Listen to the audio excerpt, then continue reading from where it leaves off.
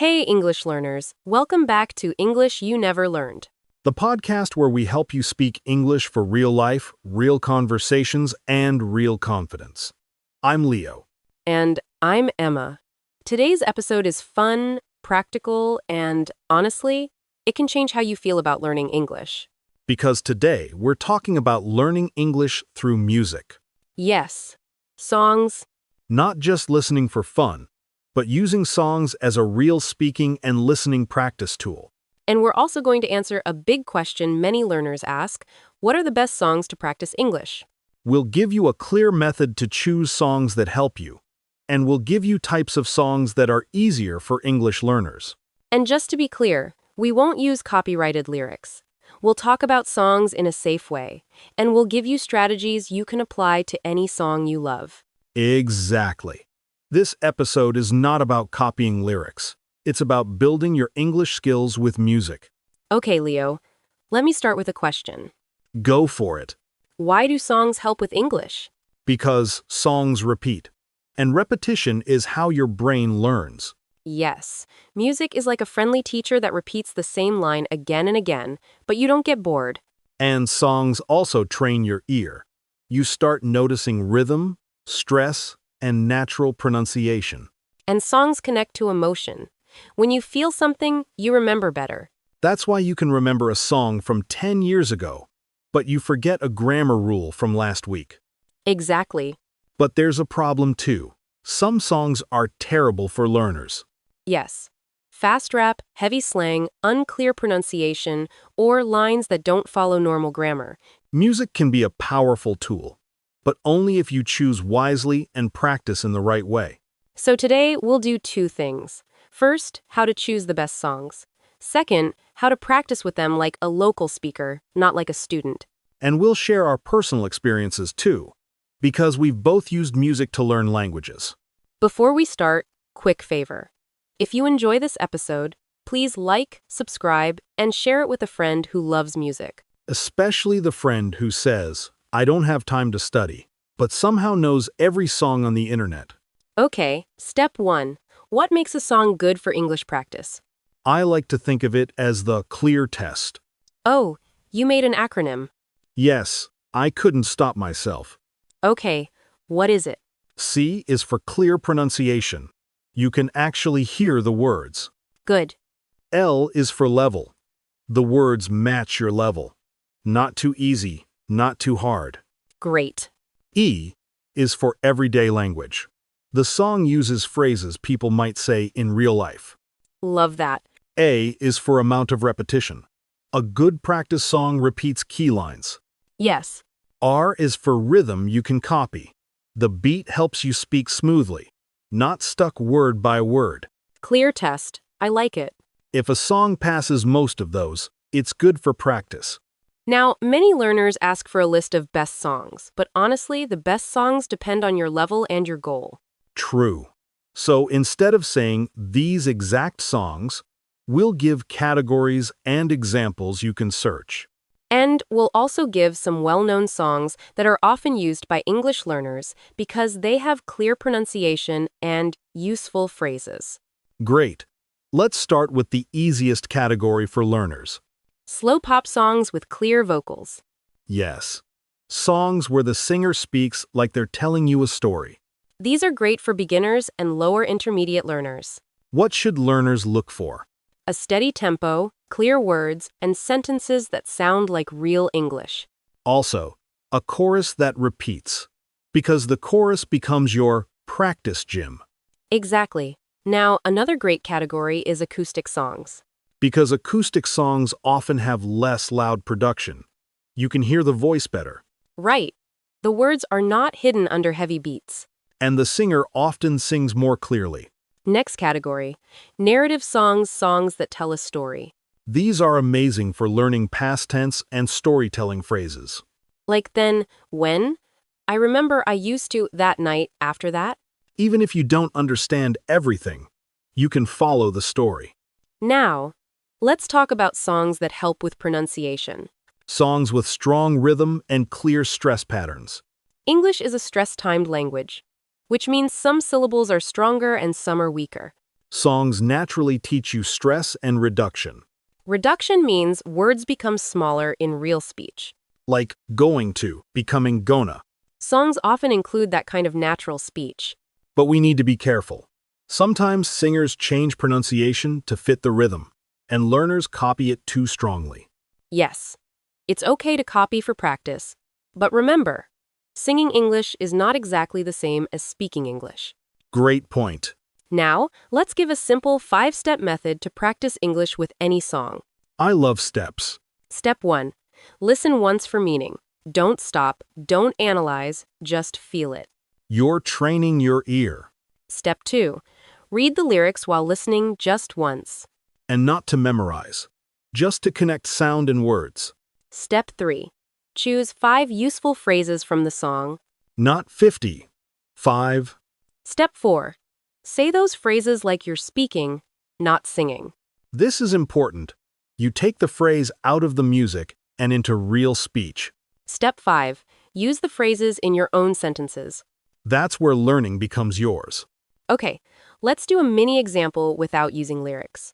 Imagine a song has a line like, I'm trying to, or I don't wanna. Those are super common. You can practice the pattern. I'm trying to wake up early. I'm trying to stay focused. I don't want to go out tonight. I don't want to waste time. See? You're not copying the song. You're using the structure. That's real learning. Now, Leo, tell us your personal music story. Okay. When I was learning another language, I used songs in a very lazy way at first. How? I listened a lot, but I didn't practice. I thought listening alone would magically make me fluent. And did it? It helped my listening a little, but my speaking didn't improve much. Because you weren't using the language actively. Exactly. Then I changed one thing. I started shadowing the chorus. Shadowing means repeating right after the speaker. Yes, I would play the chorus, pause, and repeat the line out loud with the same rhythm. Like copying the mouth movements. Exactly. At first, I felt silly, but after a week, something changed. What changed? My mouth felt faster. My pronunciation felt smoother. I stopped speaking word by word. That's the magic of rhythm. Yes, music helped my mouth move. I love that phrase. Music helped my mouth move. It's true. For me, music helped me with confidence. How? Because when you sing along, you practice English without fear. You're not speaking wrong. You're singing, That's such a good psychological trick. yes. It removes pressure. And then later, when you speak, you feel less shy. So, music is like a safe practice space. Exactly. Now, listeners want the best songs to practice. So, let's give a smart, safe list approach. Instead of only these songs, we'll give 10 song types plus example artists and what to search. Great. Type 1. Slow, clear pop ballads. Search. Slow pop English clear vocals. Type 2. Acoustic singer, songwriter songs. Search. Acoustic English lyrics clear. Type 3. Story songs, especially with past tense. Search. Storytelling song English. Type 4. Simple love songs with everyday phrases. But not overly poetic. Right. Type 5. Motivational songs with repetitive choruses. Great for confidence and pronunciation. Type 6. Kids, friendly English songs. Not only for kids, they're for beginners. Exactly. They have clear pronunciation and repetition. Type 7. Musical theater songs with clear storytelling. Often very clear, but sometimes dramatic. Choose the slower ones. Type 8. Indie pop with clean vocals. Type 9. Soft rock classics with clear enunciation. And Type 10. Clean version radio hits that you already know. Because familiarity helps. If you already know the melody, your brain has more space for English. Now, let's talk about what to avoid, because this saves learners time. Avoid very fast rap at the beginning. Avoid songs with heavy autotune where words blur. Avoid songs with extremely poetic or strange grammar if you're a beginner. Avoid songs where the singer mumbles. And avoid songs you don't enjoy. Yes, The best practice song is the one you will listen to 10 times. Exactly. Now, let's teach learners useful phrase categories they can collect from songs. Category 1, feelings. Like, I feel, I'm scared, I'm excited, Category 2, relationships. I miss you, I need you, I'm thinking about you. Very common in songs. Category 3, time phrases. Right now, tonight, these days, back then. Category 4, decisions. I should, I can't, I won't. Category 5, apologies and gratitude. I'm sorry. Thank you. I appreciate. These categories help you build real-life English, not just music English. Now, I want to do a role play with you, Emma. A listener says, I love music, but I don't know how to turn it into speaking practice. Okay, I would tell them, choose one chorus and make it your daily training. Like a gym routine. Yes, every day 5 minutes. You listen, you repeat, you speak the phrases in your own sentences. And after a week, choose a new song. Exactly. Small, consistent practice. Also, learners should practice micro-pronunciation with music. Meaning? Choose one tricky sound you struggle with, like H, R, or V. Then find a song that repeats words with that sound. Yes, not to memorize lyrics, just to train the mouth. That's smart. For example, if you struggle with R, find songs with many R sounds and practice repeating those lines slowly. But again, speak them, not sing them. Exactly. Now, can we talk about a fun technique, karaoke English? Yes. Karaoke is amazing for learners. Because it forces you to follow timing. You can't stop for 10 seconds to translate. You must keep going. That trains fluency. And confidence. Because you're performing, even if it's alone. You can do karaoke at home too. On YouTube, you can find instrumental versions. And you can practice in a low-pressure way. Now, let's include a small warning. Songs are great, but they are not enough alone. Yes. If you only do songs, your English may become emotional, but not practical for daily life. So, combine music with small speaking tasks. Like using the phrases in conversation. Or writing a short message using new phrases. Or recording yourself telling a story about what the song reminds you of.